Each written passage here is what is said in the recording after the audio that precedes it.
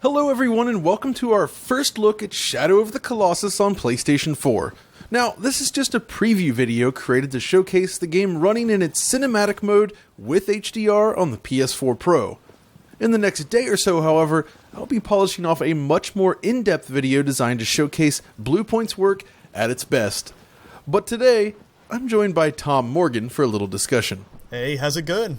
Good, and I think we're going to discuss a little bit of what I've played of Shadow of the Colossus on PS4 and sort of our mutual respect for this game. But before we get into all of that, I want to say that this video is presented at 4K, or at least it's encoded at 4K, with HDR. So, if you're subscribing to our Patreon or using a YouTube-capable, HDR-capable device, then you can actually watch this in HDR, and that's definitely the way to go. Tom, can you recall some of the devices that can be used to view this video in HDR? Well, obviously there's a range of 4K TVs out there. Usually the higher range stuff will get a better job of it, like OLEDs, the Samsung, the LG B6 series, obviously. But the main way you're going to get at this and see HDR properly, I suppose, for most people is with a smartphone. So if you've got the Galaxy 8 series, the S8, Note 8, that sort of thing. And also there's stuff like the LG V30 and the Sony XZ Platinum. So those are a couple of things you can check out the HDR on. Okay, that sounds good. It's a shame that the iPhone X doesn't support it, which is what I'm using. Currently, there's no support for this on YouTube. Maybe soon. But let's get to the game then. So for me, Shadow of the Colossus is kind of a special game. It's one of my favorite games on PlayStation 2, despite its pretty serious performance problems on original hardware. It's still an impressive game. Yeah, absolutely, I agree. It was a swan song in many ways for the PS2 back in the day. You know, we've talked personally about this. There's a bunch of games that fit into that category, God of War 2 and Final Fantasy 12 amongst them. But definitely, Shadow of the Colossus for me was the last game I played on PS2 before making the jump to PS3. And obviously, you've mentioned the frame rate on that game was not something to kind of relish the memory of. But the sense you got from that game, at least for me, was when you had a low frame rate game in that generation, it was usually pushing the hardware hard. And that game was doing what you call at the time next-gen rendering techniques or pseudo next-gen rendering techniques like HDR bloom and all sorts of stuff like that, motion blur, stuff you just didn't really get on that generation, and we wouldn't see much of until, you know, the PS3. So it was special, and we kind of moved on from that. And I don't know about you and how you felt about it at the time. Yeah, no, I'm with you absolutely. In fact, I did a whole episode of DF Retro on this very subject, covering all the very cool ways that the developers use the PS2. It's one of the most unique games on the system in that sense. And it kind of, you know, it came and went, and we waited for their next game, which would be The Last Guardian. That's a whole different story, of course, but Shadow of the Colossus was then re-released by Bluepoint in 2011 for the PS3, and I think that's what brings us to Shadow of the Colossus PS4, because Bluepoint has once again tackled this project, and this time it's their most ambitious project to date by quite a wide margin, in that they've actually remade everything about the game using a brand new engine, and it just looks phenomenal, I think. I mean, yeah, definitely their first remaster effort was impressive at the time. It gave the most refined version you could play in 2011, but it was, you know, 720p, locked to 30 frames per second. Well, a little correction there. Yes, it was 720p, but there was also an optional 1080p mode that was 960 by 1080, which was kind of a thing that we saw a few times on PlayStation 4, where they essentially stretch out the pixels, but still. That's right, yeah. There were a couple of games that did that. You know, it's lower resolution, and when you ran in the 1080p mode, there was a little bit of slowdown here and there, so not perfect, but still, it was a great way to experience the game, and until now, it was the best way. But I suppose the point is they didn't really tweak the actual visual side of it as extensively as, you know, what we're getting here, certainly. It was, you know, changes to the bloom and motion blur and texture filtering. Exactly. But this time, this is an overhaul. Now, how do we get into the semantics of this? You know, if we treat that 2011 one as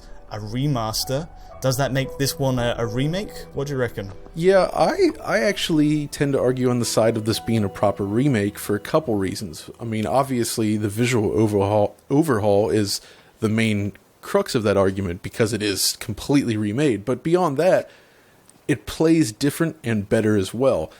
There are actually a couple of options in the menu. You can play it classic style if you want, which still manages to feel a little bit better because input lag is reduced. But there's also sort of a new modern control scheme that, again, it feels very faithful, but it's hard to explain. But when you actually get your hands on it, it just feels better.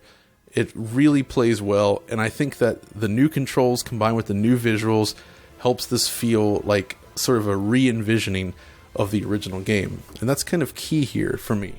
So you've touched on two things there which I really want to ask about. The first is obviously, this game, does it use fundamentally the same game mechanics and works with a kind of overhauled layer of post effects, textures, geometry, or do you feel like it's been kind of almost built from scratch in some areas, or is it that the skeleton is still very much there from the work by Team Ico?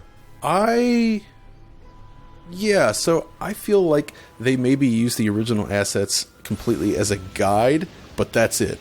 This feels like everything was remade from scratch using their own methods. Like, this doesn't feel like it's simply running on Shadow of the Colossus code. This feels like a complete, from the ground up remake of the original game. And thus, there are a lot of similarities, but the actual feel is different in a good way that just...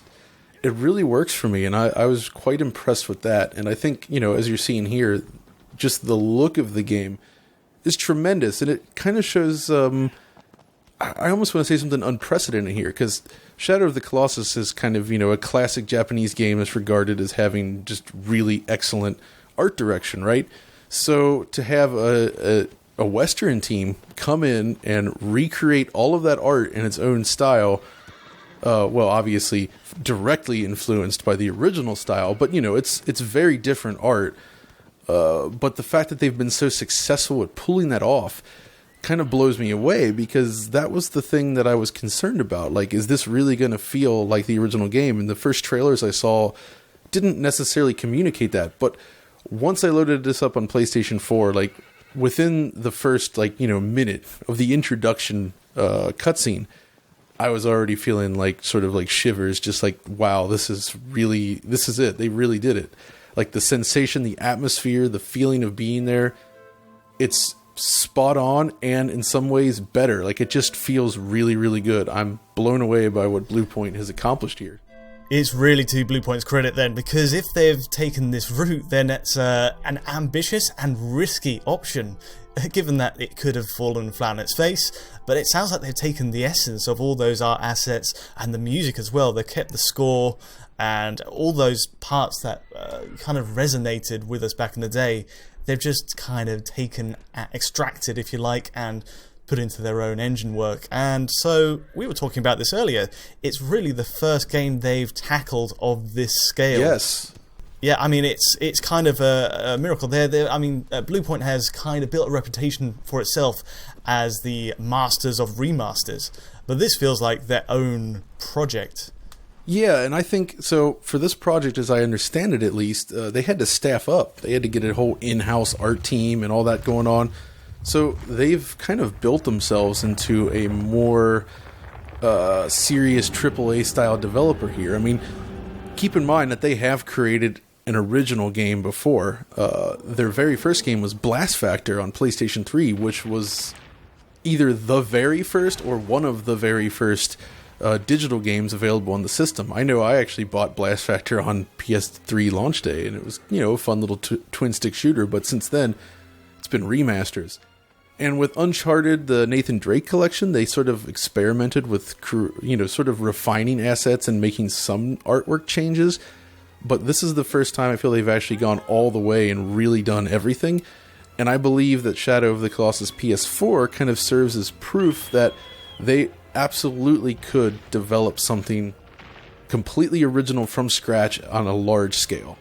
Now, whether that'll happen, I'm not sure, but I think they could do it for sure. Now, at this point, we should say I have personally not played this remake, if you like, and you have. So I'm asking you kind of, what's your first impressions like of the game when you first booted it up and, in the context of this generation's best-looking games, how does it stand up? Is it actually is it wowing you next to the likes of, say Horizon or any of those games that have come out recently? So yes, that's an interesting point. So their engine here and what they're doing with this, especially if you're playing on a PS4 Pro, there's a 60 frames per second mode in there, and it's extremely smooth. Though for this video, we opted to show the 30 frames per second 1440p mode, which, just to give it the highest quality presentation here in terms of image quality, but still being able to run around a world of this size and scale with the visual quality that's on display here at that frame rate is something we really haven't seen much this generation. In the other video, I mentioned Metal Gear Solid 5 as sort of a comparison point, because that was also an open world game that ran at 60 frames per second, and it looked pretty good. But I think that this is a big step up, and in many ways, I think it kind of stands toe-to-toe with and exceeds some of the best open world games of the generation. Now, it's not quite Horizon Zero Dawn level or Assassin's Creed Origins level in terms of overall detail, but that's just kind of the nature of the beast, right? Like, there's only so much you can do with this world. It's designed to be empty. That's the trick. But I do think that the overall look of everything in motion absolutely crushes games like The Witcher 3, and just in terms of like the whole package, like the environment, the lighting, the indirect lighting, the animation, the post-processing. When you take it all together, it looks unbelievable. And even just the basic things like riding the horse around looks better than games like Assassin's Creed Origins. It's just smoother. So again, the real thing for me is, this is an empty world. Can they translate this in? What can they do with a more densely packed kind of experience? So about the kind of open world thing and it being barren that you mentioned, it is sticking to the original formula, and at the time, you could call that, the fact there was very little in between the Colossi a artistic choice, or you could say it was a technical limitation that they had to work around.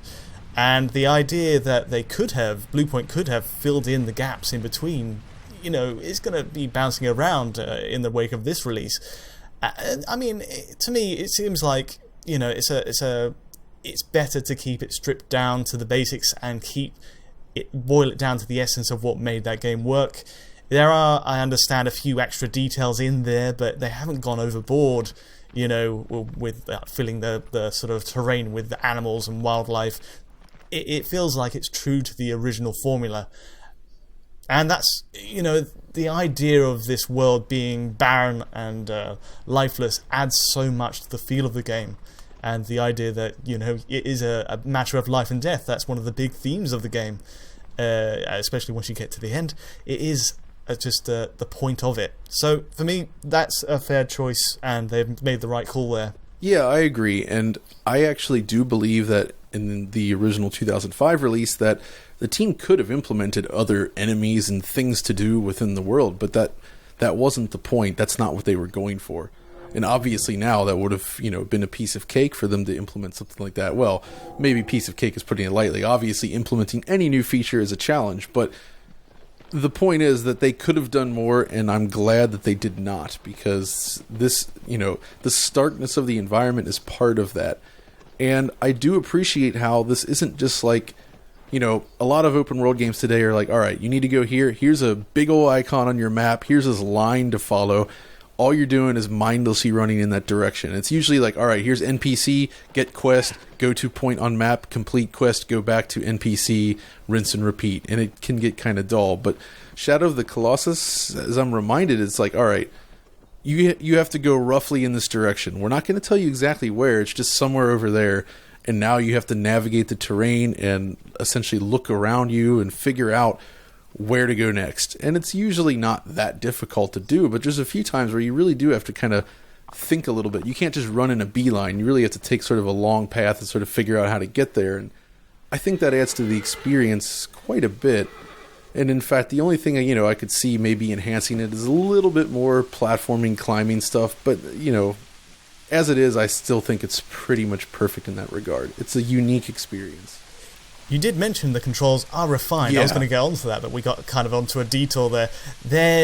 That's one of the things I did not like about the original on PS2. It felt like a bunch of mechanics were shoehorned in there, like the kind of specific example you're grabbing onto a ledge and you have to turn around to jump to another one with the triangle button. Everything felt like, man, maybe we could touch that up a little bit, and something could change, especially in the wake of games like Uncharted and that sort of thing, which do these things so much more seamlessly. See, that's the thing, though, is I do think that games like Uncharted have become too automated for their own good. There's no challenge in it. Those platform sections are almost just like filler. You're essentially just jumping from point to point. You're just pressing buttons. So I do appreciate that Shadow of the Colossus still makes navigation require at least a little bit of finesse and skill. You can't just mash your way through something. You really have to time your jumps and, deal with your stamina and maneuver around, even if it's not that complex. And that's why I'm really liking this remake, because they made that less frustrating, primarily by greatly reducing input latency and generally just sort of polishing up the movement and feel of the controls. So there's still an element of challenge and timing there, but it's not so... it just feels better, Yeah, and I suppose there's always an element of, once you get used to the intricacies of the control system, you're just going to be fine. But definitely the latency side, that is a full-on improvement for this one. Okay, so I guess we'll wrap up by asking, what would you like to see in terms of an eco remake? I mean, we've got 2 of the games in the trilogy on PS4. Would you like to see it? What do you expect from that? Well, I mean, I would certainly enjoy it, but I feel like the PS3 version is already quite good, and it didn't suffer from the same issues that the original Shadow of the Colossus did, and I'd kind of rather see Bluepoint tackle something new. Though, honestly, if we're talking about remastering these games, I wouldn't mind seeing a remaster of The Last Guardian from Bluepoint, because, let's be honest, I love that game, but even on a PS4 Pro, the frame rate is not very good. That's true. Okay, well, I'm so glad this game is running at 60, and it's a locked 60 as well, so that's a kind of first for the series, I believe. Yes, and I will have a lot more on this tomorrow or the day after. I've put together a pretty nice video on this game, I think, that covers a lot of the details and other technical aspects, things we haven't discussed here, sort of in great detail. And I'm going to run that maybe Monday, Tuesday, whenever, sometime next week, that's going to happen. So look forward to that. But for now, I think that's going to wrap up this video. Thanks for joining me, Tom. No problem at all. And if you enjoyed this sort of little conversation we had here, be sure to like and subscribe, of course, and follow us over on Twitter. And until next time, this is Tom and John signing off.